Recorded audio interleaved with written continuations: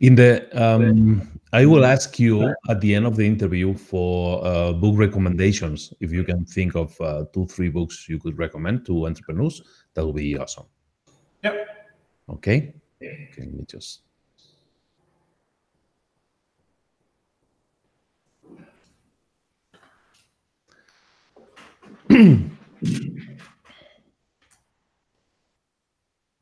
Hi, and this is the interview.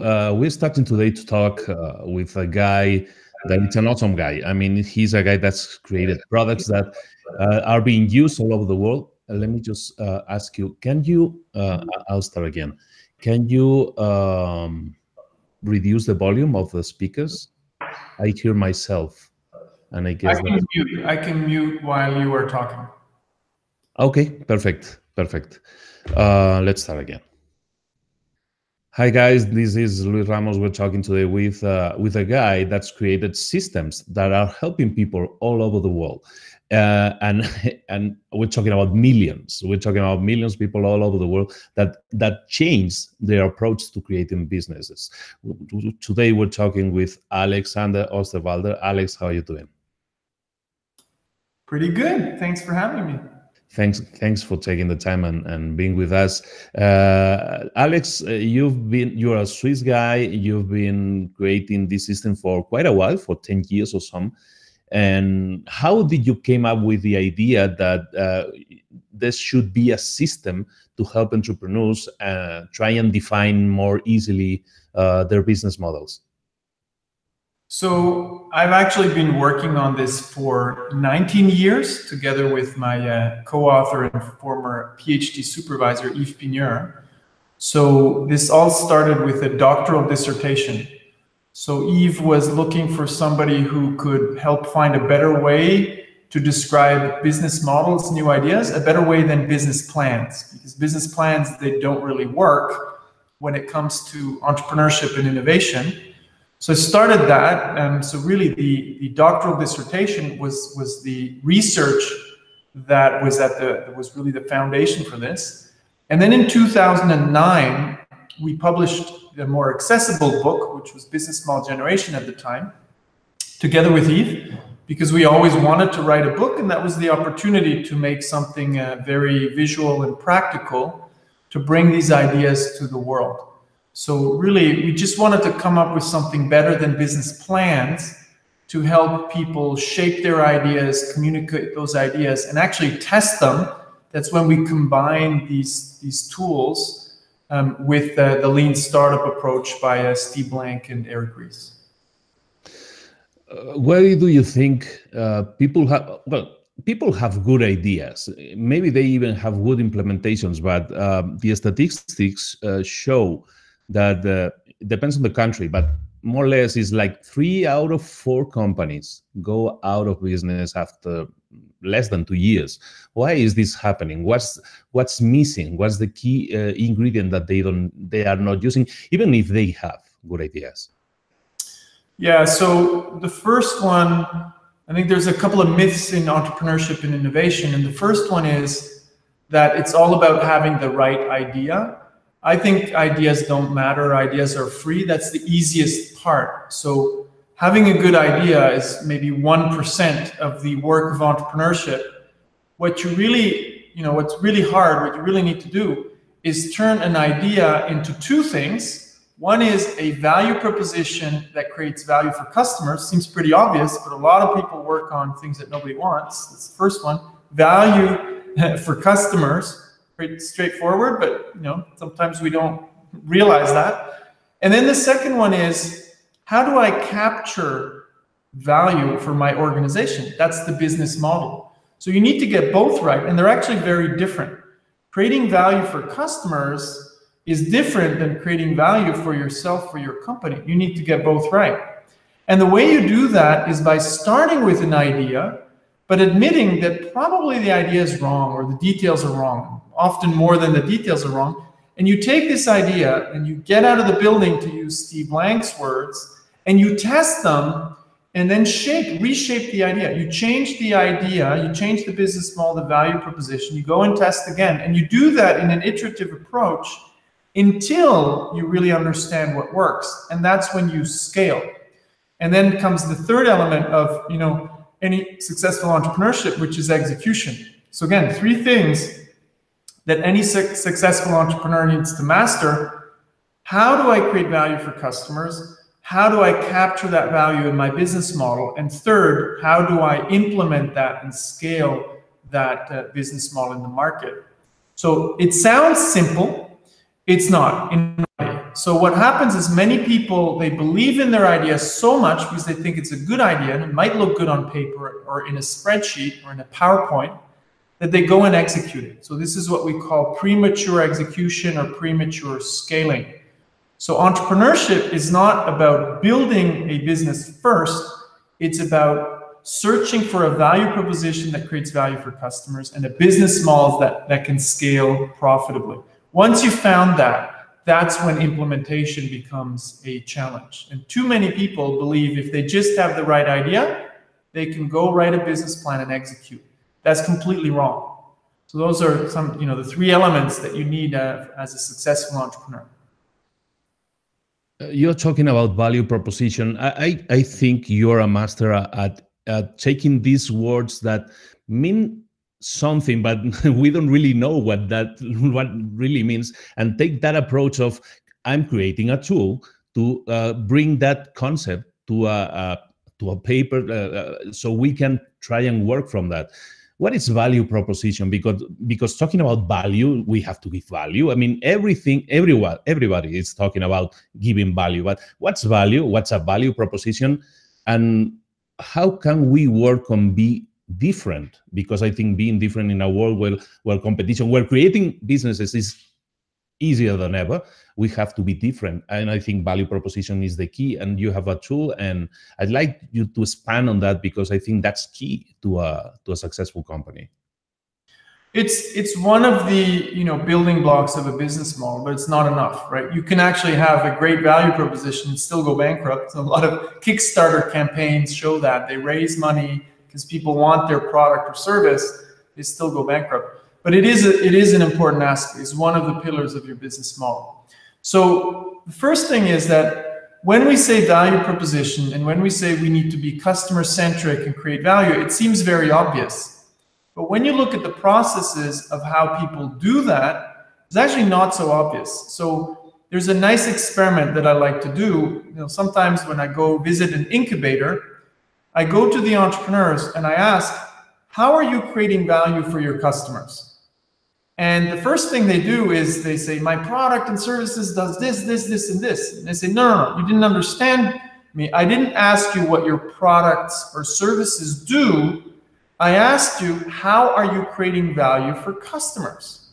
They say, no, my product and service does this, this, this. So the point here is that we're very good at quantifying what our products and services do. Faster, better, cheaper, different. But all of that doesn't matter if it's not relevant to our customers. Again, that sounds trivial. But so what we want to start with is a different question. Is what are our customers trying to get done? We call that the jobs to be done concept from Tony Ulwick and Clayton Christensen and many others. What are customers trying to get done? And what are the pains preventing them from doing that job well? And what are the objectives, the gains that they try to get from those jobs, right? So first we need to understand our customer. I like to call that the customer profile. What are the jobs, pains, and gains of our customers? And let's try to quantify that. Oh, our banking customer, they are trying to, increase the performance of their stock market portfolio. Okay, so tell me, how much performance? Is that 1%? Is that 5%? Is that 10%? So you want to be very explicit and be good at quantifying jobs, pains, and gains, quantifying the customer part. Once you understand the customer deeply, all of your customers' jobs, pains, and gains, then you make choices and say, my product and service addresses these particular jobs, pains, and gains of my customer. And we call that the value map. So every value proposition has 2 components. Who are you targeting? That's the customer segment. and what are that customer segment's jobs, pains, and gains. So now you understood the customer side, and now you make explicit how are you alleviating pains, like a headache pill, taking those pains away from your customer, or how are you creating gains? How are you helping your customer achieve those objectives? So it's all about making these things explicit. Now, entrepreneurs have done this for a long time intuitively, and the good ones have thought this through very systematically. All what we are trying to do is to make this explicit and very systematic. That's why we like talking about visual tools, because you start mapping it out. You make a map of your customers' jobs, pains, and gains, and you make a map of how you're creating value. And again, initially, when you think of your idea, your map is probably wrong. But the more you talk to those customers, the better you will understand their jobs, the better you will understand their pains, the better you will understand their gains. It's a non-trivial thing to map that out explicitly.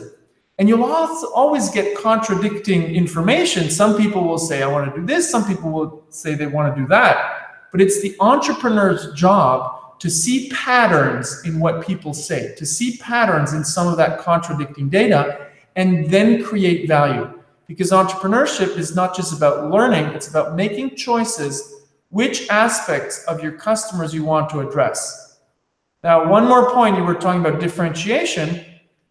I think differentiation, of course, is important, but I like to quote Jeff Bezos here. He says, let's not focus too much on competition, because as long as we, and he means Amazon in that case, as long as we focus on customers and do a good job for customers, we'll be fine. And competition actually matters less than we think, because if we focus on customers, we will understand what customers need, and automatically we'll differentiate. So let's not start with differentiation. Let's start with satisfying the jobs, pains, and gains of customers, and automatically we will do things differently, because they will tell you why they can't get things done. They will tell you which products don't work for them. So differentiation is more of an outcome than a goal, in my opinion, because if we focus on customers, differentiation will happen naturally. How can someone gain insights from your customers? Because I think if you want to have real data, real information, so you take good decisions, you have to talk to your customers. That seems pretty obvious, but I think you are defining a theoretical system. Do you find difficult for people to, get out there and talk to people? Because it's comfortable to be working with a sheet, working with and drawing things. That's great. It's our comfort zone. But getting out there, it's kind of difficult, and I find it's difficult for people to explain a system. In your case, your many systems that you have created. How do you manage to give these entrepreneurs wannabes the push they need to get out there and talk to customers? Because I think that's key. That's a key element, because if not, you're not getting the right data. So again, I think it comes back to some of the myths in entrepreneurship. So people think, you need to get the perfect idea to get it right. That's not the case. And what reinforces that is we put, successful entrepreneurs on the covers of magazines, and it looks as if they were just smart enough to come up with the right idea, and then maybe they talk to some customers to get the details right. If you really study successful entrepreneurs, you will see that there's a long trail of failure. They learned a lot. They got a lot of things right. Even, those creative geniuses like Steve Jobs, we like to say, he didn't have to ask customers. Look at how many things he got wrong. And that's why he got some things right. So basically, I believe the biggest skill of an entrepreneur and innovators is to humiliate yourself every day. Because you have a crazy idea, you think this needs to be done, and you go talk to customers about things where they will probably at the beginning tell you, that is stupid, that doesn't work, you would destroy my business if you did that. But then you investigate, you go deeper, and eventually you'll figure out what you should really be doing. So I think the ability to be wrong and get up again and try something else and understand, seeing those patterns is crucial. Now, one aspect is talking to customers. Of course, easy to do, never done enough. And here's a big thing. Even something as simple as talking to customers, you can do completely wrong and go off on the wrong path. So I like to do this little exercise with entrepreneurs and innovators across the world and tell them, they have to play this role-playing game where they interview a customer. And I give them basically the solution. Let's say, you have this new high-tech cup and you need to go out, get out of the building and ask if there's a market for this high-tech cup. And the first thing people do is they ask, would you buy this? Do you think this is interesting? What do you like about this? Here's a big mistake. So we think we're customer-centric because I'm asking questions. But here's the big mistake. This is all about questions around opinion. Would you like this? People can always say, of course, I think that's great, that color is great, but it doesn't indicate anything around real, actual behavior. What people say is rarely what they do. So would you buy this? Oh yeah, I'd love to buy a cup like that. Well, how does that prove they will? So you want to frame the questions already differently and ask, when's the last time you bought a cup like this? When's the last time you bought a technology product, in a household product? When's the last time you did this or that? Oh, tell me about that situation. What were your purchasing criteria? Those are real facts. So people tend to ask questions around opinions rather than around facts. So already there, you can go completely wrong. If you start building products and services based on people's opinions, I can guarantee you're probably off on the wrong path. So we think we're being customer-centric, but we're actually not, because we're talking to them about what they think they should be doing rather than the real behavior in the past. That's why it's important to go back and ask, when's the last time you did something? When's the last time you spent money on this? That's the first step. And then later on, you come up with some very concrete artifacts or prototypes, or we like to call them sometimes minimal viable products, to test them. So you could, for example, for products that are very hard to prototype physically, you can make a PDF document. So you just have this one document, PDF, with the spec sheet, the performance of your product. And you put it in front of customers and talk about the product and say, look, this is the performance of my product. How does this fit with your current needs? And you have a very good and concrete conversation around something, I don't know, maybe a ship turbine or something that's very expensive to prototype. So it's really about having better conversations and as much fact-based as possible with your customers. This is not easy. It sounds trivial, but people are usually not trained to do that. And what you'll see is your first 10 conversations are completely off. Your second 10 conversations, you start to see some patterns and you ask better questions. And then your next 10 questions or next interviews will be a lot more around priorities and around jobs, pains, and gains. So we can get a lot better at these these techniques that look so easy. It's actually very sophisticated how this whole movement is evolving from pure interviews to very sophisticated interviews to real experiments to test things like willingness to pay. Which is a lean startup approach. In this case, in this example, you were talking about a specific set of questions. These questions apply to products that already exist in the market. But when you are talking about, many entrepreneurs think, I want to create the brand shiny new object that no one has ever seen before. And this kind of entrepreneurs, they don't know how to ask the audience. They have to create the minimal viable product, of course, but how can they evolve before going there? How can they be sure that they are on the right path? Because they cannot ask, when was the last time you buy this, because they've never bought this. Yeah, and that's, I think, again, another kind of myth that people think they need a concrete product to start testing. Now, let's say you have this amazing new device in your mind, you want to create this thing. But over here, your new thing still needs to address certain jobs, pains, and gains. So you probably say, oh, this new device is going to do this and that because I believe my customers have this problem, this pain, and they have these objectives. So the first thing you want to test is actually not the product. You just want to test, do customers actually have that particular task they want to get done? Do they struggle with that? What are the objectives related to that? So I like to say the first thing you need to test is the customer. And I wouldn't limit it to the problem. So people sometimes say problem statement and problem testing.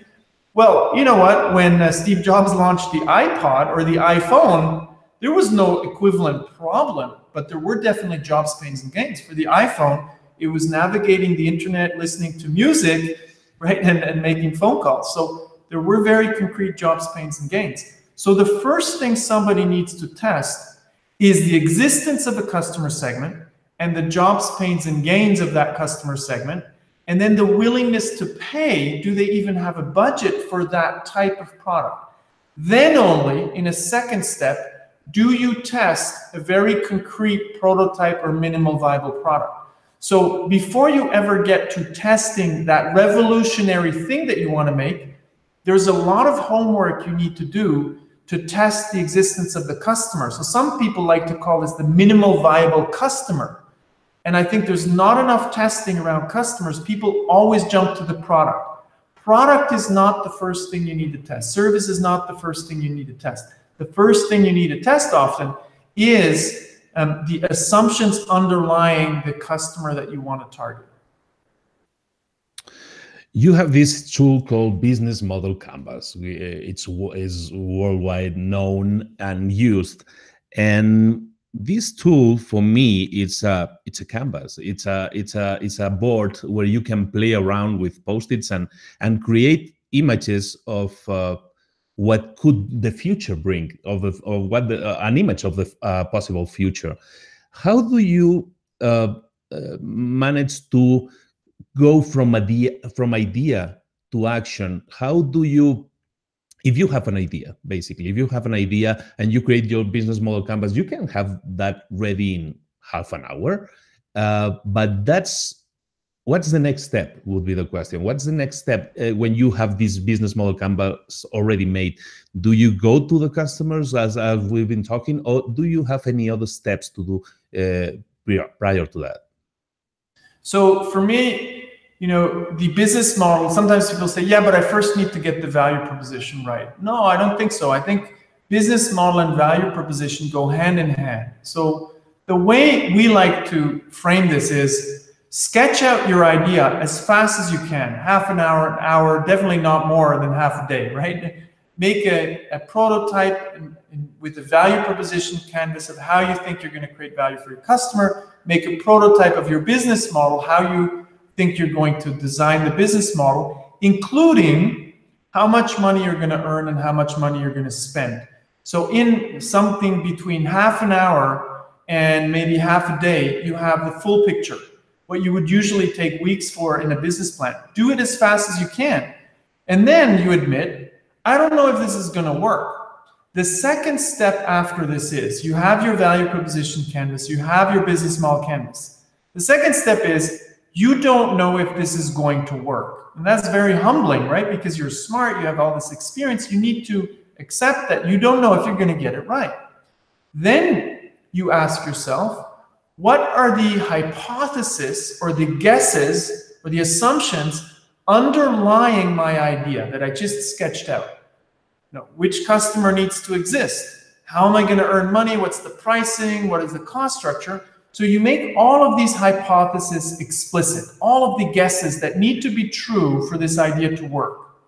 And then you use a tool from a guy called David Bland called assumptions mapping. And with that assumptions mapping, you ask yourself, what is the biggest hypothesis, the most uncertain assumption, and the most important one for which I don't have facts? So typically, you could say, oh, this customer segment, they would need to own a smartphone, the latest iPhone or Android phone for me to offer this service. That's an assumption. If your business model relies on that, that's your most important assumption that you need to test first. So with the assumptions mapping, you make all of your assumptions explicit and you prioritize the most critical assumption. And this is something entrepreneurs don't do very often, and the lean startup method hasn't been explicit enough so far, is you take your business model canvas, your value proposition canvas, you make your assumptions explicit and hypothesis, and then you prioritize. And the first and foremost, most important hypothesis, that's the one you test first. So often people would go out and start testing a product, or they would test if they can build this new technology. That's usually not the most important assumption, right? So you go and start to test the most important assumptions. If those assumptions turn out to be true, oh yeah, people have that newest model of the iPhone, at least 10% of the people I want to target. You say, okay, validate it, and you go on to the next assumption. And often you'll be wrong, so you have to change your idea. So the business model canvas and the value proposition canvas become more like a map that you continuously change. So it's not just about prototyping products and services, it's a lot more about prototyping value propositions and business models and asking yourself, which hypothesis do I need to test and how will I test those? And then you will experiment, and the more you learn, the more you will reduce the risk. And at one point, you will get to that stage where you have enough information from the market to say, I think this is really going to work, and you can start investing in building or scaling. We like to call these sprints, consecutive sprints. The first couple of weeks, you probably test something we like to call desirability. Do customers want it? Maybe you already start testing viability. Will customers pay for that? Can I make enough money from it? Then after maybe 3 months or so, you start testing feasibility. Actually build that. So it's really consecutive sprints. And in those sprints, you need to learn as much as you can until you figure out what could really work. And this is a hardcore job. And so far, entrepreneurs have learned this more on an anecdotal basis without too much structure. Some were better at it, some not so good. Today we can do this with system by mixing together business model canvas, value proposition canvas, lean startup, agile, okay, putting those all together, we can be very systematic. Because this is a hardcore job, and most entrepreneurs, they actually fail with their first 5 ventures until they get it right. It's just that we don't see that the successful entrepreneurs on the cover of a magazine, they've already been in 4 startups before they created their own and raised money. So we don't know that they learned a lot already. Entrepreneurship is a little bit like learning tennis and becoming a Roger Federer. Roger Federer didn't fall from the sky. He trains a lot, right? And that's why he's still one of the best tennis players on the world. When you're talking about sprints, when you're talking about iteration, we're iterating our idea and testing it, putting to the test. Many people, in my opinion, I think many people get stuck in that analysis phase. They never think they're ready, and I think they are never ready. In fact, that's true. But when to know when enough is enough, and try and go for the markets. Because if not, I think some people get stuck in that analysis phase for years in some cases. Yes, and again, I think that's a very accurate way of framing it. You want to avoid analysis paralysis. So, you know, these methods don't mean you need to learn forever, and it's not about learning. It's all about making decisions to reduce uncertainty and getting out there and launching the business. So the question you really want to ask yourself is, how risky is this idea, you know, still? If you start to, you know, get some data from the market and reduce risk and uncertainty, oh yeah, I can see that, you know, maybe 10% of the market have that particular challenge. Oh, actually of those 10%, all of them said they have a budget. So you need to act. And it's not as if, you know, these methods are going to take away all of the risk. There is still some risk involved in entrepreneurship, but you're making calculated bets. So the whole idea is that you never bet more than you can survive, right? So if you have a runway, let's say, you have funding for 3 months, you need to make sure that you make the right decisions to get to the next stage. And it is all about, taking those actions to get towards either scaling, then you need to raise money, or starting to make revenues. Because it's all about creating a business, it's not about learning. And it is true that people sometimes get stuck in analysis paralysis because they think they need to make it perfect. Great entrepreneurs know the information you're going to get from the market and from stakeholders is always going to be contradictory. As long as you start to see patterns, as long as not everything is against you, when everybody tells you this is wrong, this is wrong, this is wrong, probably something is wrong. But here's where there's a fine line, and this I think is the challenge of entrepreneurship, beyond the analysis paralysis. Entrepreneurs, they always have a vision, and they want to go in a certain direction. And lean startup doesn't mean you need to pivot like crazy and give up on that vision. For me, the vision is like where you want to go, but how to get there, that path is what you learn through testing. So we got to be careful because there's a fine line. Steve Blank likes to say this, the father of the lean startup movement. There's a fine line between vision and hallucination. So you want to be a very careful listener, but you don't want to do everything that your customers say because otherwise you're going to go off in 20 different directions. You want to make sure that what you see from the market helps you get a little bit closer towards that vision, towards implementing that vision. So entrepreneurship means having a vision and a direction. Lean startup means figuring out that path towards that vision, towards implementing that vision. And sometimes you're just wrong.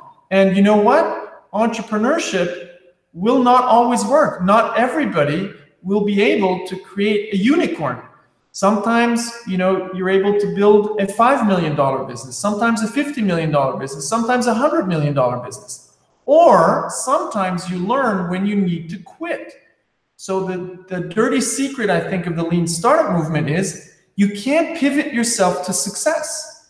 Sometimes you need to call it a day and say, there's nothing there. My vision was wrong. And you need to quit. And that should usually happen in the earlier stages when you haven't wasted a lot of venture capital money or a lot of your own time. So there is always this fine line between vision and hallucination.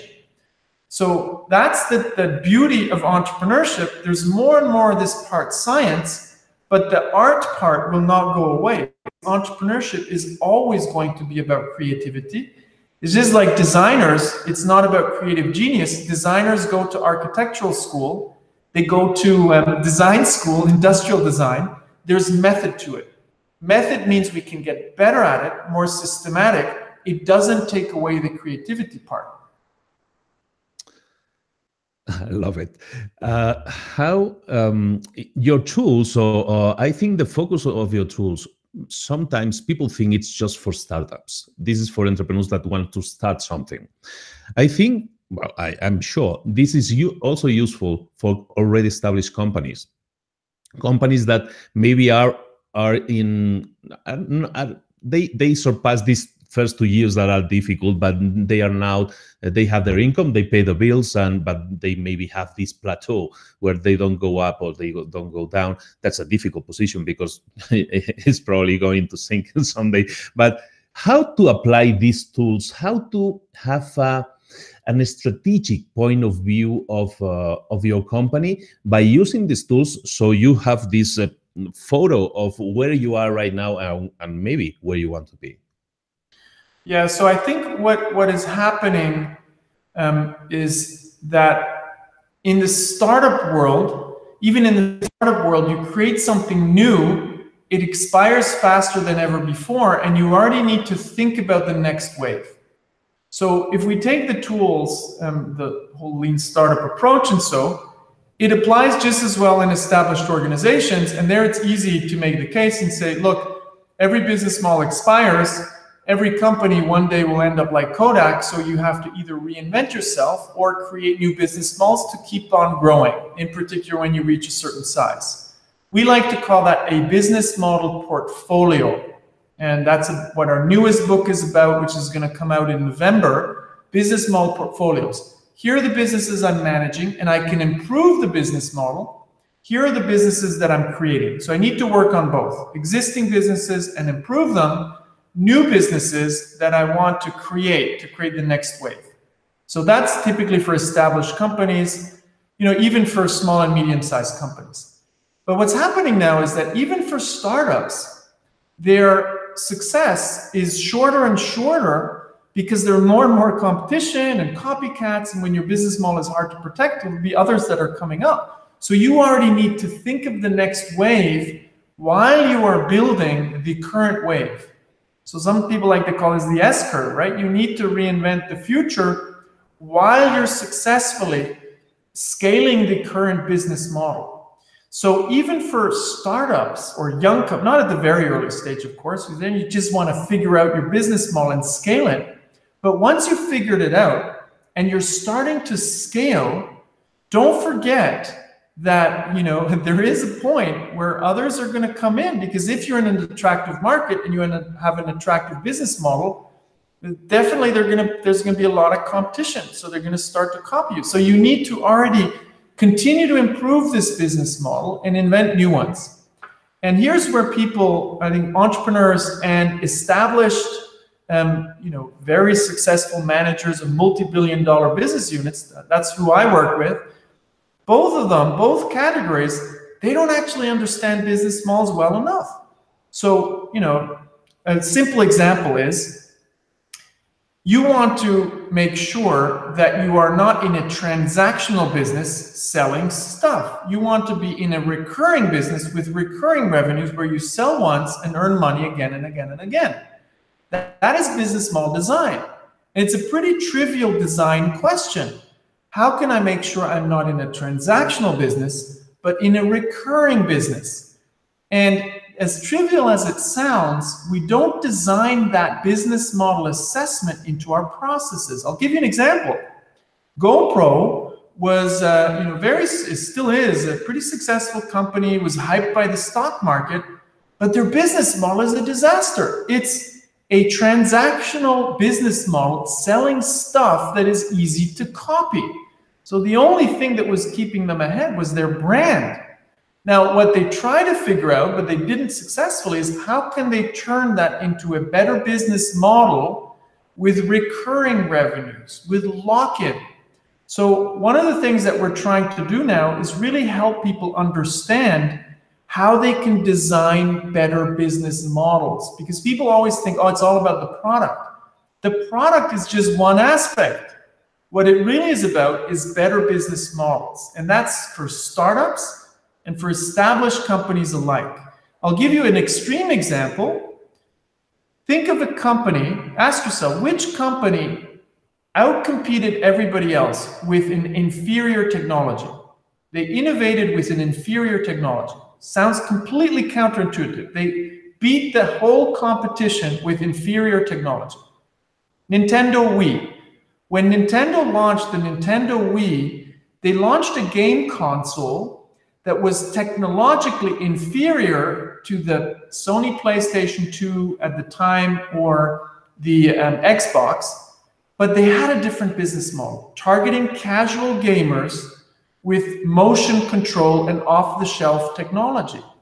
So we need to get away from that thinking that products and technology, maybe better services, is where the competition is. No, that could be a part of it. Technology innovation can be part of the business model innovation, but it doesn't have to be. So what entrepreneurs need to learn and established businesses is to get a lot better at business model thinking. And that's where we're trying with our new book to kind of make up for what we didn't know in the past, that people would fill out the boxes of this business model canvas, but not necessarily understand the power of business models. I'm really looking forward for that book, and we will review it, of course. We're talking about already established companies in this last question, and what role do you think? Because we're talking about theoretically only systems and things we can implement, but people, I think it's the most important asset. What role does company culture play today in an already established company? And we're looking at a new world where people work from home, like me right now. What role does the company culture play, and how can we implement that and be part of it and treat it like an asset, which I think it is? Yeah, I think that's a very good point to mention. Even in the startup world, there you have two different cultures. One culture is about managing your existing business model or scaling one that you figured out could be successful. That's management. That's one type of business. The other culture is entrepreneurship and innovation, which is not about management. It's about the search and iteration until you find, until you validated your ideas. In established companies, these cultures need to live side by side. It's not that management is better than innovation or innovation is better than management. They need to live under the same roof, two very different types of culture. Here, you make big investments into established things, so failure is not an option when you are exploiting an existing business model. When Amazon, builds a new warehouse, failure is not an option. However, over here in innovation, when Amazon tries out new things, failure is okay because we make small bets and iterate. So there's a different kind of decision making. So we need to make sure we know, always depending on the task we're doing, which culture we're in. Are we in an entrepreneurship and innovation culture where we're trying to reduce uncertainty, or are we in an execution culture where we're managing our existing business model and we, take maybe bigger risks because we don't have that much uncertainty? So making those two cultures explicit, having different rules, different incentive systems, different processes for these two different cultures, that is crucial. So guess what? We obviously created a tool for that called the culture map, because one of the big things we realized when it comes to innovation, culture is a big thing. So the culture map is very simple and it allows you to make a specific culture explicit, management culture or innovation culture, by understanding the drivers you would need to put in place to let that culture emerge. Culture is something you can manage, we believe, because you can make it tangible. It's not something you should just let happen. It's something you need to take in your hands, you need to shape and manage. And you can only do that when you make it explicit. One of the big things we believe at Strategizer is taking these abstract things and making them explicit so we can play with them, so we can design them, so we can test them, so we can manage them. There's this concept I've been quite obsessed about lately, which is called entrepreneurial mindset, which I think it applies when we're talking about business culture, because I think, or what do you think about entrepreneurial mindset for your employees? How do you infuse that to them, and how can we grow our companies through happy employees that feel they don't need to leave the company? They don't need, because being an entrepreneur is like, it's fashionable now. I mean, it's like being a rock star. But if you want happy employees, you need to infuse, I think, that mindset into them. How do you do that? Or what do you think about this topic? I'd be careful with saying everybody needs to be an innovator or everybody needs to be an entrepreneur, because it turns out, we're all different. We have different skills and strengths and competencies. So entrepreneurial mindset depends a bit, right? I think when somebody is managing a supply chain, entrepreneurial mindset means something different than when somebody is trying to create a new business. So yes, people need to learn and grow. So it's that growth mindset that we want to have everywhere, because that will help people kind of grow and get to the next level. But it's different for somebody who is managing a supply chain or managing the accounting, and somebody over here who's doing innovation, trying to build an entire new growth engine. So I think the most important thing is, so I think where you're really spot on is employee happiness. That people, kind of figure out what do they like doing, what are they good at, and what is, interesting for the company or the market. And once they figured that out, so it's a self-discovery journey, they work in a position that allows them to bring in those strengths and that pleasure. So again, not everybody needs to be an innovator, because it's not for everybody, right? Some people like more certainty, then there shouldn't be an innovation or entrepreneurship role. Some people don't like rigid processes, then they definitely shouldn't be maybe in a very concrete management role to manage a supply chain. So I think what's increasingly important, the way I like to frame it, is people need to figure out what are they about, and then companies have the responsibility to make sure their culture is explicit, their job roles are explicit, so people can fit into a role where they can, bring the best, or the company and themselves, they can get the best out of that. So I don't think there's a right and wrong culture. I don't think there's the right and wrong mindset. It's just the right person in the right job description in the right company. Which sounds trivial again, is not always the case. That's why we have so many unhappy employees. But I think it's a crucial role, and I really do think the new companies like Netflix or HubSpot, they're making that culture explicit, and they're redefining the workplace. It's very exciting to watch that. I'm really passionate about this. You're talking about growth mindset. I love the concept. How can we work, or what tools, or what can we search about this and try and I'm a business. I'm a small and medium business owner. What can I do to because that sounds crazy nice. I like to have that, but I don't have that. In my company, I have these 4, 5, 6, 7 employees, and they do what they do. They live at the right time, but they don't have that growth mindset. They are not implicated. They don't want the company to grow. They don't want to grow themselves. Many people, I think they stay in that comfort zone where I get my money and I can watch Netflix at night, and that's my life. How can we infuse that growth mindset to those employees so they can feel they belong to something much bigger than themselves? So again, I'd almost be careful and say, well, look, what you want to create is a workplace where the culture is explicit. So typically one of the things at Strategizer that we say in the culture is we want people who are hungry and want to do their best work ever in their career.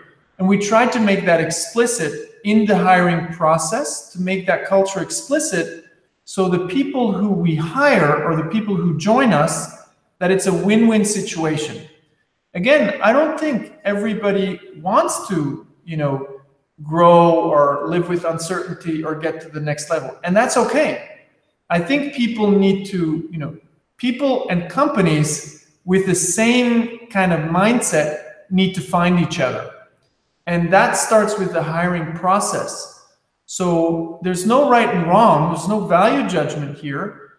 People, if a company wants to grow, wants to advance, wants to get to the next level, that culture needs to be explicit so that the people that that company is hiring correspond to that mindset and they know what they're getting in. Sometimes people don't know, right? So that's actually what they're looking for. So again, I think it's all about making the culture explicit and hiring accordingly. And some companies are really now starting to make that culture explicit. Again, I think Netflix is an interesting one. There's a book by Patty McCord. She talks about the culture that they created at Netflix.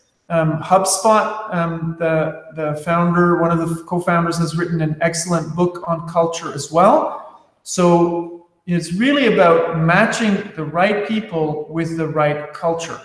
So I think this is more of a fitting. Not everybody would fit in at Strategizer, okay?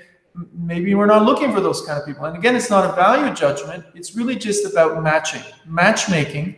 So people find the right company, and in the right company, they find the right jobs. Again, it's not a value judgment. Sometimes at our company, we might not have the right technical challenge for somebody in our team. So they will go look for somewhere else where they can find that right technical challenge. So really, I've got a lot more relaxed on this and saying it's all about matchmaking, right people, right situation, right company. That's most important to create a happy workspace. That's why Tinder is a success, right? Sorry, I didn't catch that one. Sorry, that's why Tinder is a success, right?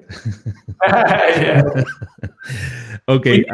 We need the same thing. We need the same thing for the workplace, I think. So it makes it more complicated, right? Because then we all know that actually finding the right partner for the right situation is a difficult task. I think it's the same thing for a job. And I think we're almost less demanding finding the right job than we are for finding the right partner. I think the ability to find a workplace that is fulfilling should be like the #1 thing. And it doesn't need to be the craziest job. Some people don't want to have a crazy, hectic life, and that's okay, right? So I do think matchmaking, kind of the Tinder for work, is going to become very relevant beyond the traditional kind of job websites that we have today or beyond LinkedIn, really taking the cultural aspect and the human aspect a lot more into account than we have so far. I think it's a good actually comparison.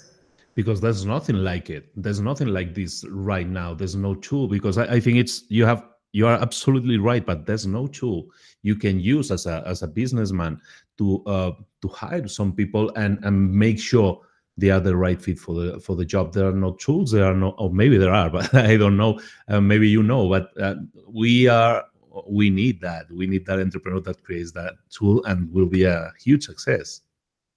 I think we're not demanding enough when it comes to workplace happiness. We're still, picking jobs based on responsibility and salary mainly, where we should maybe focus a lot more on picking the places we work at in terms of culture. I do think that is a trend that's happening with younger people now, that it's not just about the job responsibilities, the career, and the salary, but it's a lot more about identity. I think it's happening. I mean, we're spending, at least 8 hours per day at work, some people 16 hours. We better be happy, right? Because we're spending more time at work than with our loved ones in many cases. So we better find a place that really fulfills us. Totally right. We're coming to an end, Alexander. This is Books for Entrepreneurs. We're talking about books. We've talked about your books, but I'd like you to recommend us some books that you think are a great fit for an entrepreneur or wannabe entrepreneur or a businessman or businesswoman that needs that kind of extra push of ideas so they can take them out and make it a reality and have better companies. Yeah, so it's always hard to single out a couple of books. When it comes to the entrepreneurial process, I would really single out 2 authors, right now and their blogs. So Steve Blank for me has been a huge inspiration. Was a serial entrepreneur, now an educator. So all of his writings, not just the books, but also the blog, steveblank.com, is something you really want to look at as an entrepreneur and learn. And then Eric Ries, who was one of his students, with the Lean Startup, I think is also a very excellent input into the entrepreneurial process. One thing that is coming up from David Bland, so you can also Google David Bland. Strategizer is publishing a book by David Bland on a testing library. So what are those experiments beyond the interviews that I can conduct? That is going to come out in maybe after summer. So just keep connected at strategizer.com. Those are the three really to the testing techniques. Then I'm very interested in culture. So I would really read the books from Patty McCord on the Netflix culture, and the books by HubSpot. Can't recall the title right now, on culture as well. There are SlideShare decks out there, so you can also Google SlideShare, HubSpot, and Netflix, and you'll get their slide deck if you're more into that than in reading. Then I like Ray Dalio's principles, so maybe a bit on the colder side of culture, very tough, but it's about idea competition, right? Ideas win over hierarchy, so I think that's a very important one. Fascinating, I found how not to do entrepreneurship is bad blood. It's about the whole story around Temenos and how that went down the drain. Then one thing as an entrepreneur that from the beginning we use in our hiring process, also related to culture, is Bob Sutton's work, Stanford professor, on the no asshole rule. Literally called the no asshole rule, which is really important about not hiring just high performers who will have a bad impact on your culture. And then around creativity, if you're into that part, I would really look at Tina Selig's work around creativity. Always has a huge, a different series of books and blog posts on the topic. So there's tons. Probably forgot half of the stuff I'm listening to at the moment. I listen to audiobooks, but those are kind of the foundations, I think, in terms of innovation, entrepreneurship, creativity, and organizational culture at the moment that I would look into and recommend. I mean, it was a couple of books. We have more than enough. Thank you so much for your time, Alexander. I know you're a busy guy, and it's been difficult to talk to you, but we finally did it. And I think I've enjoyed this interview a lot. I would like to extend the interview, but I know we have limited time. Thank you so much for your time. Thank you for helping us understand a little better many points that I think are crucial for people right now that want to do entrepreneurship, want to be entrepreneurs, and people that already have business. Thank you. Thanks for having me. It was a pleasure. Great conversation. Thank you. Thank you. And that's it. Can I ask one last thing from you? Sure. Can you say like a teaser, like hi, I'm Alexander Osterwalder. We're talking about business or whatever you think want to express here in Books for Entrepreneurs, or if you dare to say it in Spanish. Yep. No, libros para emprendedores. I don't know if you. Entiendo un poco, pero no hablo nada. Want to try in Spanish? Oh, that would be great. Libros para emprendedores. Okay. Libros para emprendedores. Okay, wait. Libros, I can say. Para emprendedores. Emprendedores. That's entrepreneurs. Yeah. Okay. I'll try. Let's try it, if not in English. Okay. Hi, my name is Alexander Osterwalder, lead author of Business Model Generation, Value Proposition Design, co-founder of Strategizer. And it was a pleasure to be part of Libros para Emprendedores. That's as far as my Spanish goes. And it was really fun talking about entrepreneurship, strategy, and innovation, and how that applies into, from startups all the way to larger corporations. Some of the core topics like innovation, how it works, how entrepreneurship works, but all the way to culture, because organizational culture is key for success. That was great pronunciation. Lovely. Okay, I'm eager to ask you about these other tools you're talking about these other tools you use. Do you only use it in workshops? Is that right? No, so we put everything we do online. So on our blog.strategizer.com, you can find those. So we have, if you Google Culture Map and Strategizer, you'll see the stuff we did on culture. I didn't know the culture map. It was a great find. I need to read about that. And Yeah. your new book is going to be awesome. It's going to Yeah. be lovely, lovely. And I never thought, I found this book. It's a collaboration. Is a business model you, I think in English, which is a great implementation as well of the method. I love it. Cool. Yeah. No, our focus is really mainly on the business side, and then Tim Clark was interested in taking this forward more for people. We're sticking more to the business side and culture in that sense. No, it's great. It's basically it's great. I love all your work. Please keep doing it. Are you trying? Are you thinking about expanding to Spanish language? If I can be of any help, I would love to.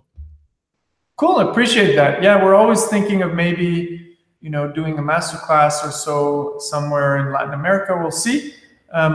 Not sure yet what we're going to do, but I'll get back to you if there's anything in Yeah, count on me. I have this huge audience in Spain. I'm a Spaniard, but I live in Mexico.